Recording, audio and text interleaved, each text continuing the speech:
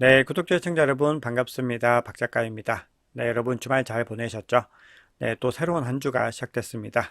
이번 주에도 이 비트코인이 또 어떤 랠리를 가지고 갈지 많이들 궁금하실 텐데요. 비트코인이 지금 7만 달러를 도전하면서 굉장히 중요한 또 기로에 와 있습니다. 그래서 비트코인 가격이 어디로 향하게 될지, 그리고 이번 한 주 동안에 어떤 중요한 이벤트들과 이슈가 있는지 함께 알아보도록 하겠습니다. 네, 오늘 영상이 도움이 되셨다면 구독, 좋아요, 댓글, 알림 설정 정중히 부탁드리겠습니다. 네, 먼저 거시경제 중요한 이슈들 짚고 가겠습니다. 네, 이번 주에 굉장히 중요한 지표가 발표가 됩니다. 이번 주 화요일에 소비자 물가지수 그리고 근원 소비자 물가지수가 발표됩니다. 저희 지수에 따라서 우리가 지금 인플레이션의 어떤 상황들이 어떻게 진행되고 있는지를 명확하게 알 수 있기 때문에 이번 주를 굉장히 또 주목해 보셔야 됩니다. 그리고 목요일에는 생산자 물가지수와 소매 판매 이런 또 중요한 지표들이 발표가 됩니다. 네, 지금 패드워치상으로 3월 FOMC에서 금리를 동결할 것이다 라는 의견은 거의 96에서 97%로 사실상 동결 가능성이 100%라고 볼 수가 있고요. 그리고 5월달 FOMC 미팅에서도 금리를 동결할 것이다 라는 전망이 75% 이상을 차지하고 있습니다. 그만큼 지금 5월달까지는 금리 인하가 어려울 것이다 라는 전망이 지배적인 거죠. 그런데 이제 6월달부터는 금리를 한 차례 정도 내릴 것이다 라는 전망이 지금 57%를 차지하면서 지금 6월에 많은 어떤 시장의 기대감들이 집중이 되어 있는 상황입니다. 네, 그런데 이런 상황에서 지금 JP 모건 같은 경우는 이 비트코인 가격이 너무 많이 급등을 하면서 오히려 금리를 낮추는 기간들이 더 떨어질 수 있다. 오히려 이것이 시장을 과열시킬 수 있다. 뭐 또 이런 분석을 내놓고 있습니다.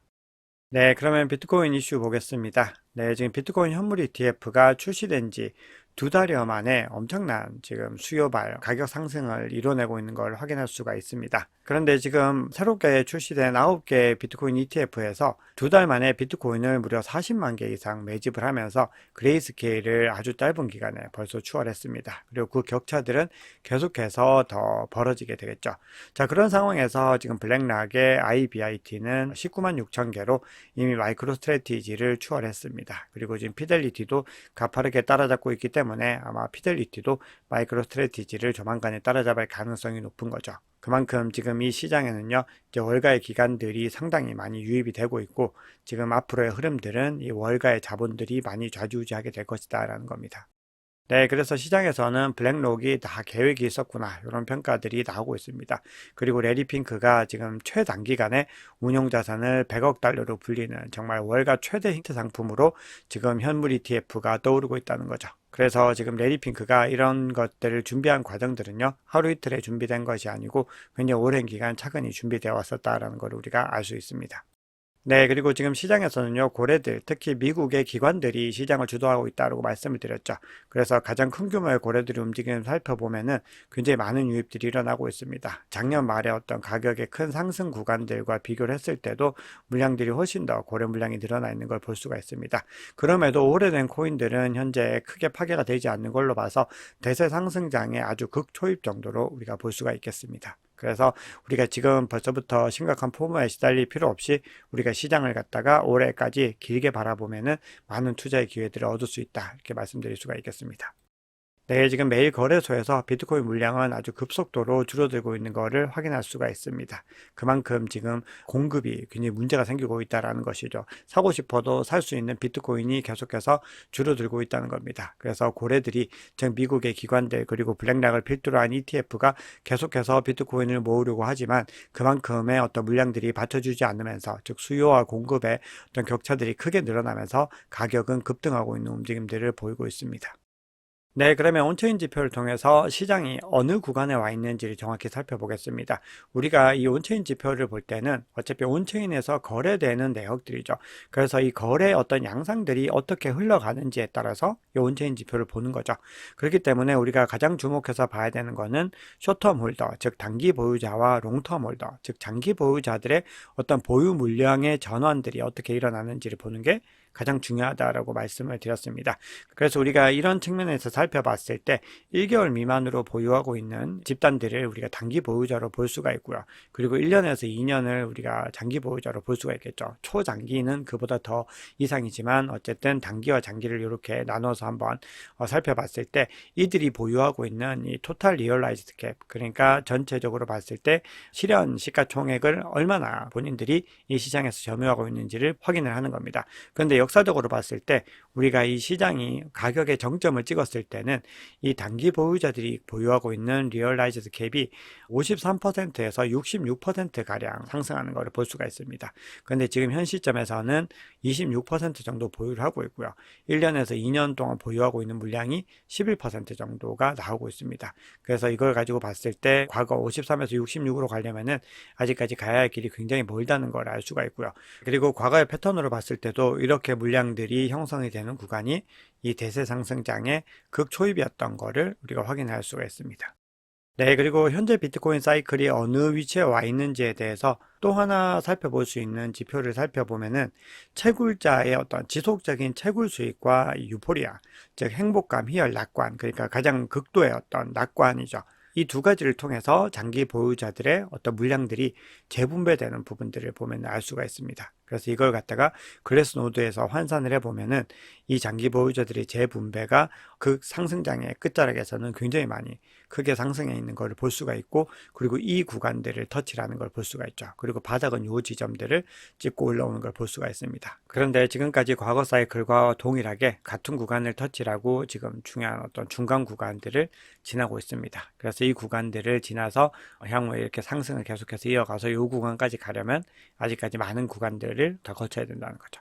그래서 지금 시점으로 봤을 때는 대세 상승장의 초입이다라는 것들이 사이클상으로 확인되고 있습니다. 그리고 더욱 중요한 부분들은 이런 사이클들이 어떤 주기들이 좀 빨라지는 어떤 구간들이 있긴 하지만 그럼에도 불구하고 이 사이클들이 과거 대비로 변화된 것들은 크게 없다. 이 구간들을 확인하는 게 굉장히 중요합니다.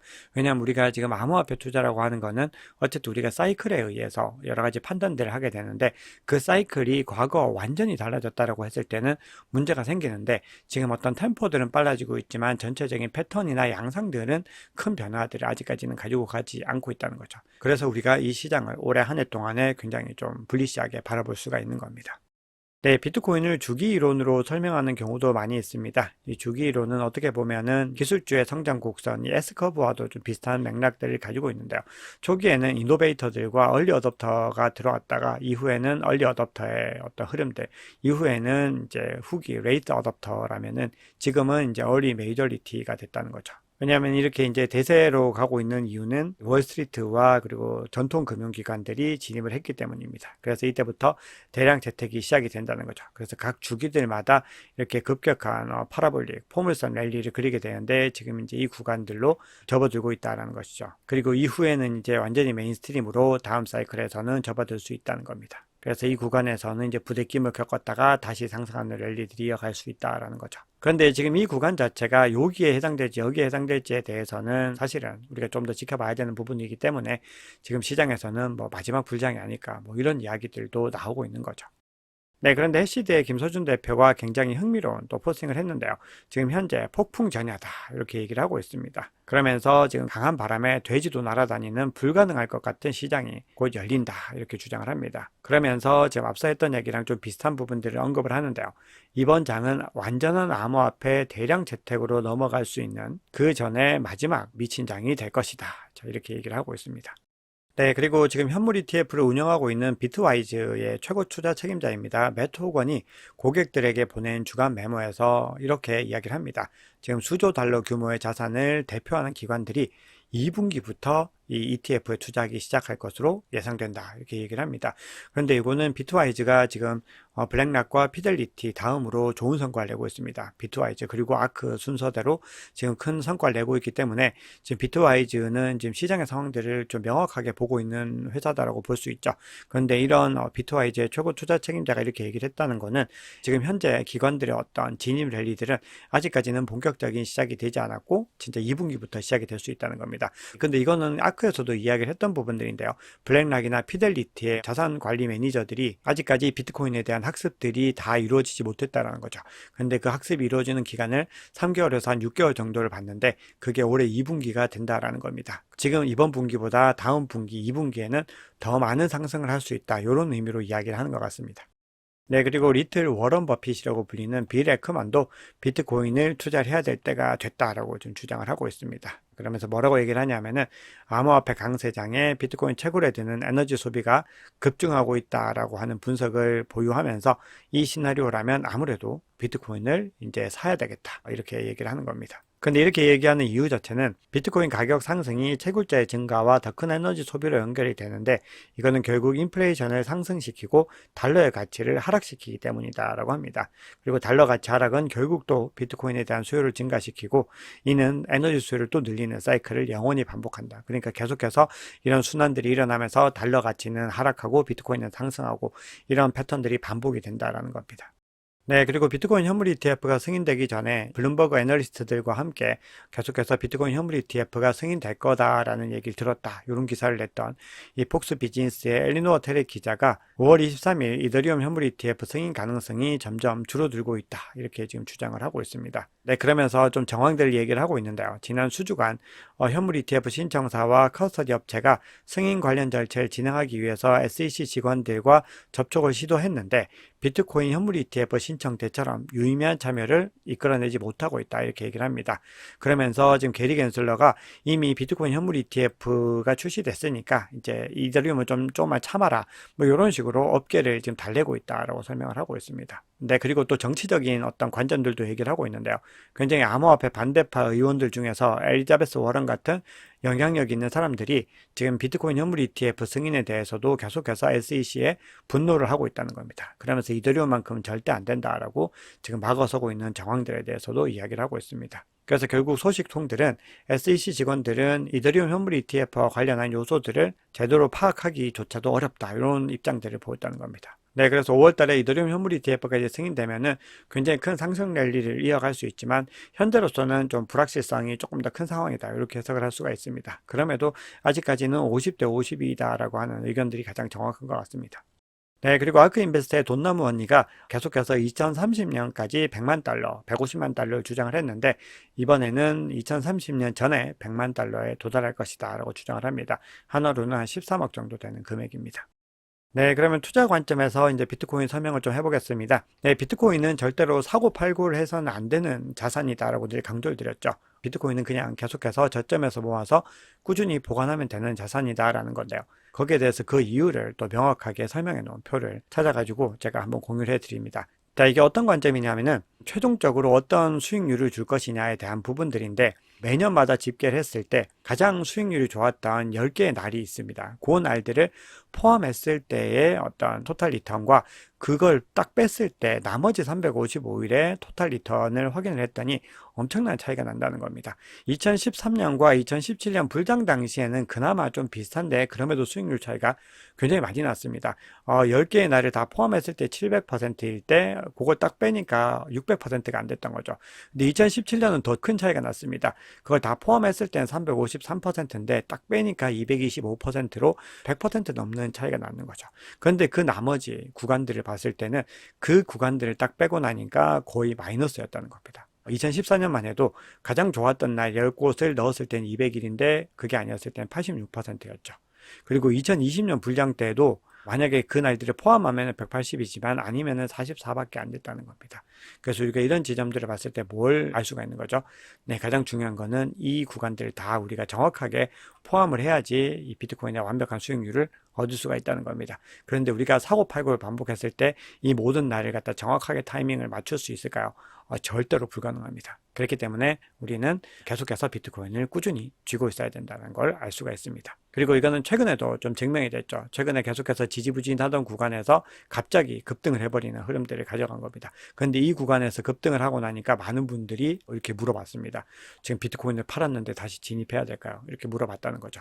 그러면은 진입할 수 있는 타이밍도 꼬이게 되는 거고 더 중요한 것은 굉장히 중요한 수익률 구간들도 놓쳤다라는 게 되는 거죠. 그래서 우리는 이 지점들을 명확하게 이해를 하고 가셔야 됩니다. 네, 그래서 비트코인 투자에서 가장 쉬운 방법은 MACD가 이주봉으로 봤을 때 이 0보다 아래에서 처음으로 불리시한 골든 크로스가 일어난 이후로 계속해서 그냥 보유를 하고 있는 겁니다. 그러면서 이 구간까지는 계속해서 매집을 이어가다가 나중에 이게 이제 반감기가 지나고 상승 사이클이 끝나는 그 지점에서는 이제 이게 다시 베어리시한 어떤 크로스가 일어나게 되는데 이 구간까지는 그냥 계속 가지고 있는 겁니다. 그리고 이때는 뭐 부분 매도를 하든지 계속 보유를 하든지 그런 부분들은 개인의 투자 관점에 따라서 달라질 수 있다는 거죠. 네, 그럼 CVD 차트 보겠습니다. 네, 지금 CVD 차트에서 파이어 차트에서는 굉장히 명확한 움직임들이 보이고 있습니다. 지금 70K에서 가장 뚜렷하게 지금 매도벽이 만들어진 걸 볼 수가 있습니다. 그래서 이 구간에서 70K를 일시적으로 터치를 했는데 뚫지 못하고 하락을 했죠. 그리고 그때 그 구간이 약간 옅어졌었는데 더 많이 진해지는 것을 볼 수가 있습니다. 그리고 매수벽 같은 경우는 26K 바로 하단 59K 부근에 가장 뚜렷하게 형성이 되어 있는 걸 볼 수가 있습니다. 그래서 오히려 이 구간이 조금 더 하락하는 것들을 볼 수가 있죠. 네, 지금 고래들의 움직임을 살펴보면은 가장 큰 규모의 갈색 고래는 계속해서 물량들을 진입시켰는데 같은 시간 동안에 보라색 고래가 물량들을 던지면서 지금 차익 실현을 하고 있는 걸 볼 수가 있습니다. 그리고 녹색도 던져내는 모습들을 보이고 있죠. 근데 빨간색은 갈색 고래와 함께 움직였습니다. 그래서 이 두 개가 각각이 비슷한 움직임들을 가지고 가고 있습니다. 그리고 개인 투자자들은 계속해서 물량을 던지기만 하고 있습니다. 네, 비트코인 도미넌스 보겠습니다. 어제 동안에 비트코인 도미넌스는 이제 상승을 하면서 알트코인 랠리들보다는 비트코인이 조금 더 비중 있게 움직이는 모습들을 확인할 수가 있습니다. 네, 그래서 지금 비트코인 차트 보시면은 비트코인이 지금 70K를 계속해서 도전하고 있습니다. 이 구간에서 70K를 뚫고 올라가느냐, 뚫고 올라가지 못하느냐에 따라서 뭐 모든 것이 좀 달려있다라고 볼 수가 있습니다. 그런데 보시면은 RSI가 다시 과매수 구간으로 진입을 하고 있고 그리고 계속해서 상승의 움직임들을 이어가고 있습니다. 그래서 이 구간에서 계속 매물대들이 지금 쌓이고 있는데요. 만약에 70K 이상으로 올려서 이 구간을 갖다가 잘 다지기를 했을 때 주간 종가를 마감을 하게 됐을 때는 이제 76K까지 상승을 할 수 있고요. 80K까지도 사실은 좀 빠르게 갈 수 있는 그런 상황에 있다라고 볼 수가 있습니다. 그래서 우리가 이 구간에서도 보시면은 지지부진한 구간을 겪다가 갑자기 급등하는 움직임들을 보이고 있는데 여기서 갑자기 또 이렇게 상승할 가능성을 반드시 염두에 둬야 되는 부분들이 있죠. 만약에 가격이 하락하게 됐을 때는 20지수 정평균선이 첫 번째 지지 구간으로 작용을 하게 되는데 이게 61.4K 정도가 됩니다. 그리고 이 구간에서 하락을 하게 되면은 요 구간들 또 과거 지지부진했었던 52K 부근을 갖다가 계속해서 지켜야 되는 부분들이 있죠. 그게 지금 50 SMA와 거의 유사한 구간으로 들어와 있는 것을 확인할 수가 있습니다. 네, 그래서 이번 주에도 비트코인의 어떤 움직임들이 굉장히 중요하고요. 그리고 앞서 소개해드렸듯 소비자 물가지수가 또 발표가 되기 때문에 그 결과들도 비트코인 가격에 분명히 일정 부분 영향을 미칠 수가 있습니다. 그래서 이번 주 한번 잘 함께 지켜보시면 좋겠습니다. 네, 오늘 준비한 얘기는 여기까지입니다. 여러분 오늘 영상이 도움이 되셨다면 구독, 좋아요, 댓글, 알림 설정 정중히 부탁드립니다. 지금까지 박 작가였습니다.